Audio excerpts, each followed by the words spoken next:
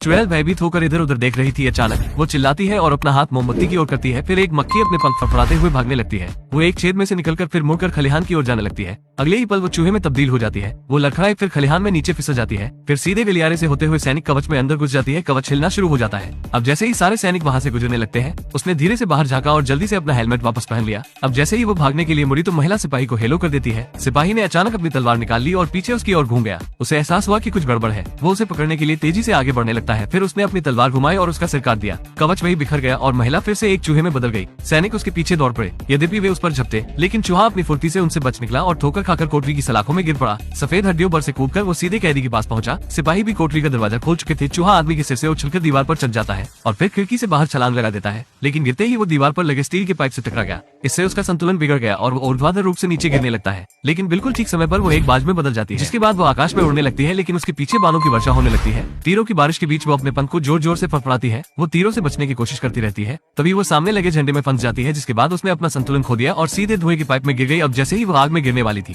वो बिल्ली के बच्चे में परिवर्तित हो जाती है और घर में आ जाती है। परिवार के लिए आश्चर्य की बात ये थी कि लड़की ने इंसानी रूप धारण कर लिया। फिर वो कमरे से बाहर निकली और रेशमी दुपट्टे को पहन लिया। इस तरह वो अपने पीछा करने वालों से बचने में कामयाब रही।